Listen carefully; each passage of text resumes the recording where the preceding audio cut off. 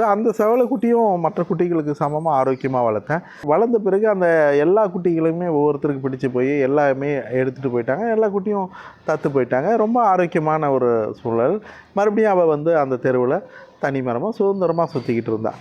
இந்த காலகட்டத்தில் தான் அவளுக்கு நான் தனியாரில் ஆஸ்பத்திரியில் வச்சு கருத்தடை பண்ணணும்னு நினைக்கும்போது அந்த தெருவில் இருக்கிறவங்க அக்கறை உள்ளவங்க தான் அவங்க வந்து அரசாங்கத்துக்கு ஃபோன் பண்ணி கருத்தடை மையத்துக்கு அனுப்பிட்டாங்க.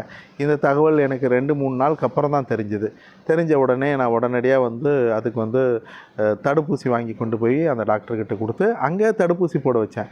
ஆனால் ஒரு துரதிர்ஷ்டம் என்னென்னா, அந்த ஒரு 3-4 நாளுக்குள்ளே அந்த இடைவெளியிலேயே அவளுக்கு வந்து அங்கே சீடி தொட்டிருக்கும் போல் இருக்குது அந்த இடத்துல.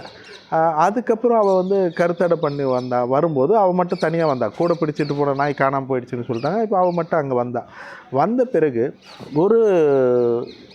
ஒரு சில நாளில் வந்து அவள் வந்து மழையில் ஒரு 2 நாள் நனைஞ்சிட்டாள். அப்போ பார்த்தோம்னா அவளோட காது புண்ணாகி அதில் வந்து புழு வச்சுருந்துச்சு. ஸோ அதுக்கு மருந்து பார்த்துட்டு அதுக்கு மருந்து போட்டு அந்த மேகட்ஸ் எல்லாம் எடுத்து அதை க்ளீன் பண்ணும்போது நீங்களும் உணவளிக்க உதவலாம். Please help us to feet.